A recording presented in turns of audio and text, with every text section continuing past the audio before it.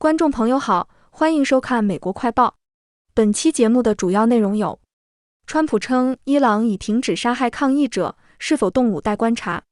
格陵兰问题三方磋商后，川普重申该岛对美国国家安全至关重要。川普获胜，参院教廷组总统派兵的战争权力决议。川普与委内瑞拉临时总统首度通话。卢比奥宣布为古巴民众提供人道援助物资。美国政府1月21日起暂停75国签证办理。大家好，今天是2026年1月15号，星期四。我们先来看最新焦点，川普称伊朗已停止杀害抗议者，是否动武待观察。1月14号，美国总统川普在白宫对记者说，我们获悉伊朗的杀戮正在停止，已经停止了。我刚得到一些消息，杀戮已经停止，处决也已停止。他们不会执行死刑。过去几天，很多人都在谈论这件事。今天本应是行刑日。他说，他希望官员们获悉的情况是真的。对于美国军事干预是否已被排除时，川普答说，我们会观察事态发展。据法广法语网早晨直播，1月15日星期四，伊朗首都德黑兰的局势相对平静，连续第3晚没有发生新的抗议活动，但紧张态势持续。14号早些时候，美国军方表示，作为一项预防措施，正在从卡达的乌代德空军基地撤离部分人员。当天晚些时候，伊朗关闭了领空，除获得德黑兰当局许可的航班外，禁止其他航班飞行。据总部位于挪威的库尔德族人权组织亨加的阿维尔谢希称，26岁的男子索尔塔尼于1月8日被捕，其家人被告知他的死刑将于周3，也就是1月14号执行。但索尔塔尼的一位亲属后来说，他的家人听说死刑最终不会在那天执行。亨加在一份声明中说，死刑执行令已被推迟。专家分析认为，一旦川普决定对伊朗出手，美军有可能动用战斧飞弹对伊朗革命卫队直管枢纽进行攻击。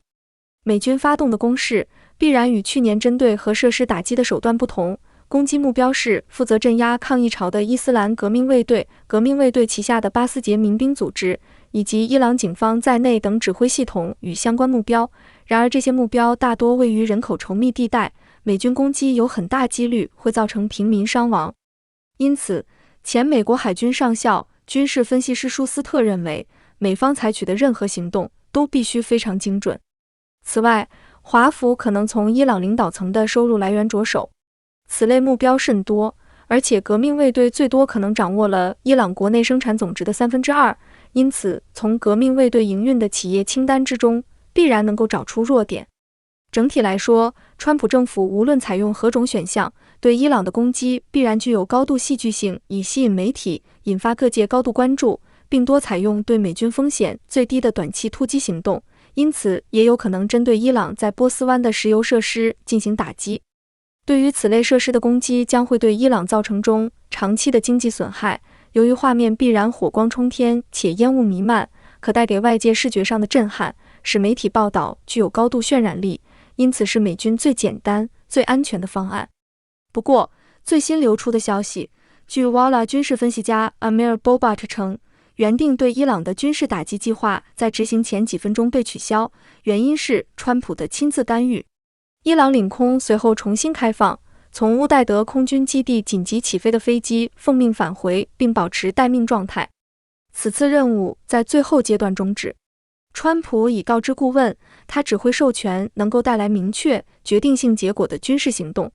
据报道，官员们警告称，打击行动并不能保证政权垮台，而且美国可能缺乏足够的地区资源来应对伊朗的大规模报复。外界分析，这也可能是一出缓兵之计。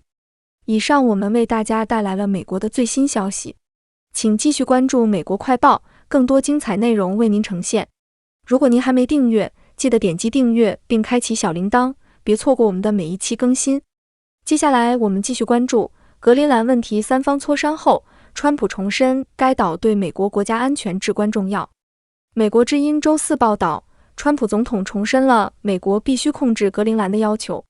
昨天，副总统万斯和国务卿卢比奥在白宫接待了来访的格陵兰和丹麦外交官。随后，川普在椭圆形办公室举行的一次法案签署仪式上对记者们说，为了国家安全，我们需要格陵兰，因此我们姑且看看将会发生什么吧。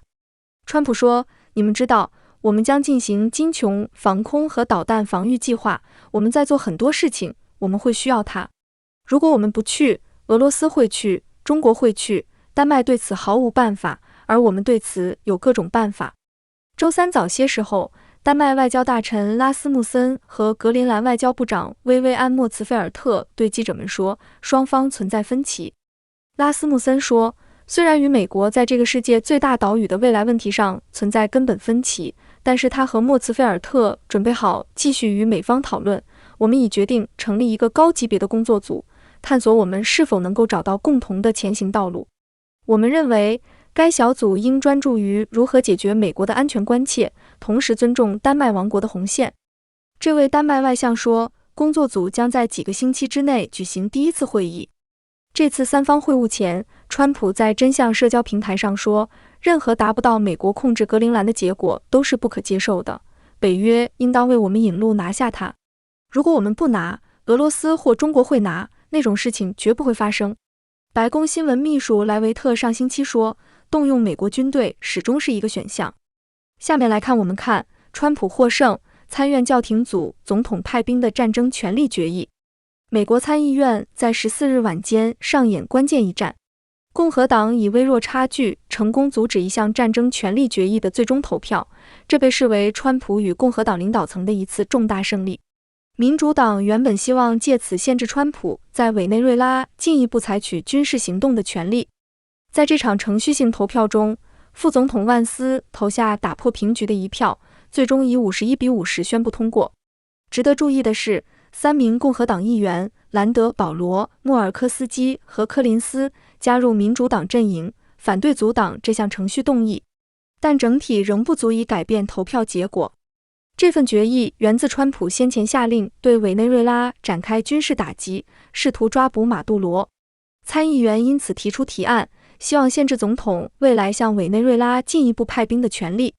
上周甚至有5名共和党人倒戈，让决议获得原定于周三进行正式投票的机会。然而，共和党领导层在最后时刻采取程序性战术，寻求剥夺决议的特权地位。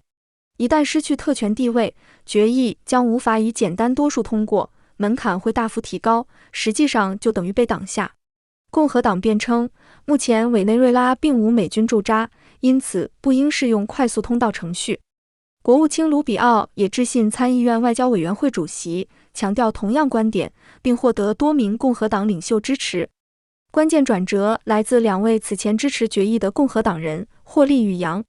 他们在与卢比奥、川普及多名高层官员沟通后，最终改变立场，支持阻止决议进入表决程序。卢比奥承诺，若未来需要向委内瑞拉派遣美军，政府会先征询国会授权。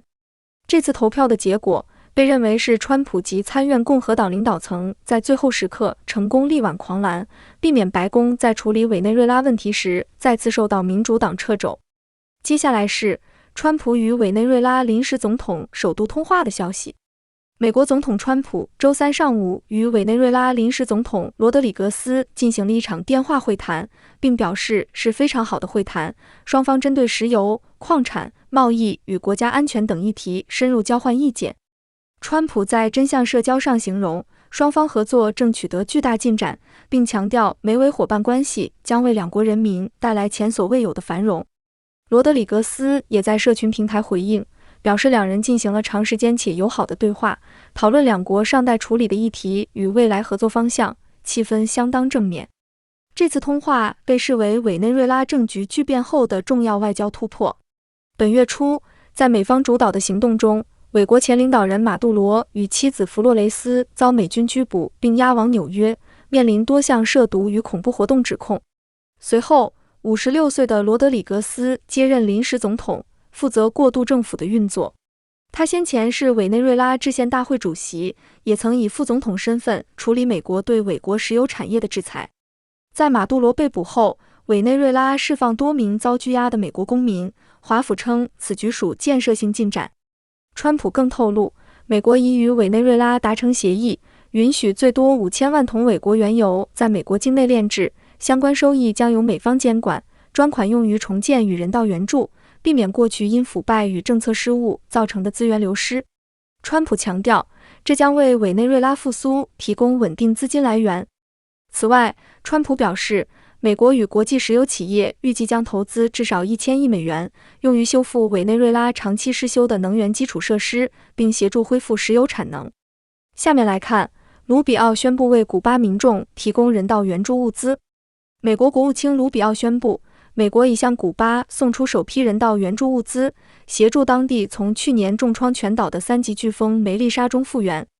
卢比奥强调，这批物资将直接交到古巴人民手中，不会经由古巴政府分配，美方正与天主教会合作，确保援助透明、公正。梅丽莎飓风在去年10月登陆古巴后，造成大规模破坏，房屋倒塌，道路中断，电力与供水系统重创。国际红十字会估计，全国约220万人受到影响，面临住所、饮水与交通等多重短缺，人道危机严峻。在此情况下，美国公布人道援助声明，正式启动对古巴的灾后支援。依照美国国务院的说明，川普政府将履行提供300万美元援助的承诺。首批物资已于1月14日与16日由2架包机自迈阿密起飞，降落奥尔金与圣地亚哥，为约6000个家庭，共24000名灾民提供食物、卫生用品与净水设备。后续物资也将由商船陆续运抵。美方强调，所有援助都将在教会协助下分发，以避免古巴官方介入，内容包括粮食、净水片、厨具、床品及太阳能照明等基本物资。不过，援助事出之际，美古关系持续紧张。卢比奥上任后陆续恢复对古巴的制裁，并推翻前任政府解除古巴支持恐怖主义国家的决定。美国本周更暂停包括古巴在内的多国移民签证处理。随着美国近期在委内瑞拉采取军事行动，华府对古巴的施压也同步升温。川普更在真相社交上警告，若古巴不与美方达成协议，美国将切断其能源与资金来源，并强调1分钱都不会给。古巴方面则表示，除了移民议题上的必要沟通外，尚未与美国展开实质谈判。接下来是美完成首批委国石油销售，成交额达5亿美元。美国政府官员周三证实，美方已完成首批价值5亿美元的委内瑞拉石油销售，这是美委双方近期敲定总额达20亿美元能源协议的第一步。官员未透露交易细节，但表示相关进展将在未来数天到数周陆续公布。白宫发言人罗杰斯稍早指出，川普在委内瑞拉总统马杜罗遭美军拘捕后，牵线促成历史性的能源协议，将为美国及委内瑞拉民众带来双赢。川普政府正在与多家石油企业协商，准备投入大量资金协助重建委内瑞拉破败的石油基础设施。川普甚至透露，美国计划出售3000万到5000万桶委内瑞拉原油。美方官员表示，首笔石油销售所得目前存放在由美国掌控的银行账户中，主账户位于卡塔尔。卡塔尔被视为中立地点，可确保资金在美国批准下安全调度，不会遭冻结或扣押。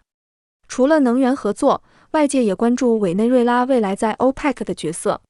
川普在接受路透社专访时表示，他支持委内瑞拉维持 OPEC 成员身份，认为对他们比较好。不过他也坦言，尚不确定这是否符合美国利益，而且目前尚未与委方讨论此议题。委内瑞拉是 OPEC 创始成员国之一，拥有全球最大已探明石油储量，但近年受到经济崩坏与国际制裁影响，产油量大幅萎缩。随着这项石油协议启动，美国在委内瑞拉局势上的角色再度引发国际讨论。有学者指出，美方以行动介入主权国家的内部事务，虽可能带来秩序与稳定，但如何兼顾国际法与程序正义，仍将是全球关注焦点。下面来看美国国防部印太事务助理部长就日本首相高市早苗台湾有事的表态。日本首相高市早苗日前在国会提到台湾有事，引发北京强烈反弹，并要求撤回。前美国国防部印太事务助理部长薛瑞福表示，高市发言合理，没必要在北京施压下退让，否则只会让中共得寸进尺。薛瑞福指出，中国对高市反应激烈，真正原因不在于单一句话，而是日本近年持续提升防卫预算，强化反击能力，甚至讨论修改宪法第9条，让北京认为必须对日本示警。高市刚上任，更使中方试图借施压让他示弱。对于高市的答辩内容，薛瑞福认为相当合理。他只是根据具体假设情境说明，若台海爆发危机，法律条件被触发，美国会依规定行动，日本则会支持，这本质上并无问题。谈到对话的重要性，他指出，北京当局已近10年未与台湾民选领导人正式接触，这是北京加强军事施压的重要原因。而美国与台湾在行政层级的沟通也不足，应加强互动。日本参议员松川流一则表示，若自民党在大选中取得稳定胜利，选后可能是日方派政治代表团访问北京的关键时机，因为越是局势困难，越需要领导人直接对话。外界也关注美国对此事的反应相对克制。薛瑞福指出，美国驻日大使虽发表正面声明，但白宫与国务院语气都相当保守。他认为，川普政府正处于多做少说阶段，这不代表同盟合作退缩，而是策略上维持低调。接下来我们看，美国政府1月21日起暂停75国签证办理。川普政府宣布，无限期暂停处理来自75个国家的移民签证申请，进一步收紧合法移民进入美国的途径。这项命令预计1月21日生效，但受影响的国家完整名单目前尚未公布。美国国务院表示，新措施旨在阻止外国人滥用美国福利与公共资源，避免移民成为美国的公共负担。自川普重返白宫以来，他不仅强化边境管控，也试图限制各类途径入境美国。此前，来自巴西、伊朗、俄罗斯与索马利亚的移民签证已被暂停处理。国务院首席副发言人皮戈特指出，国务院将依长期既有权力，严格审查申请人是否符合资格，同时由国务卿卢比奥领导重新评估审批程序，避免外国公民入境后申领美国福利。美联社补充，此次暂停不适用于非移民签证，包括观光、短期商务等签证类别仍可正常申请。最后我们来看，川普强调2月将停止向庇护城市及所在州拨款。美国总统川普周三在真相社交发文，再度强调政府将自2月1日起停止向所有庇护城市与相关州政府提供联邦资金。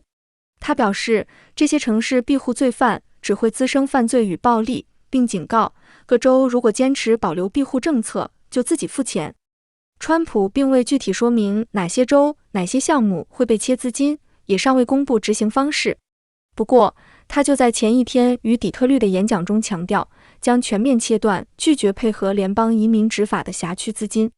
他批评庇护城市以牺牲美国公民为代价庇护罪犯，导致欺诈、暴力等各类犯罪持续上升。与此同时，美国国土安全部也在 X 平台发文，指控庇护城市阻挡联邦探员进入监狱逮捕暴力非法移民，迫使执法人员只能在街头追捕已被释放的罪犯。国土安全部强调，川普与部长诺姆是在为犯罪受害者而战，而庇护城市政客却在替非法移民、罪犯辩护。不过，川普的资金惩罚措施此前已遭遇法律阻力。去年8月，旧金山一名地区法官发布禁令，阻止联邦政府扣留洛杉矶、巴尔的摩、波士顿、芝加哥等30多个司法管辖区的联邦资金。这些城市拒绝配合联邦政府的严格移民政策，诉讼仍在进行中。此外，还有多起涉及联邦资金与庇护政策的官司同时审理中，意味着川普新政策的执行恐将面临持续的法律挑战。以上是本期美国快报的主要内容，欢迎您订阅、点赞、转发，我们将继续为您带来更多精彩节目。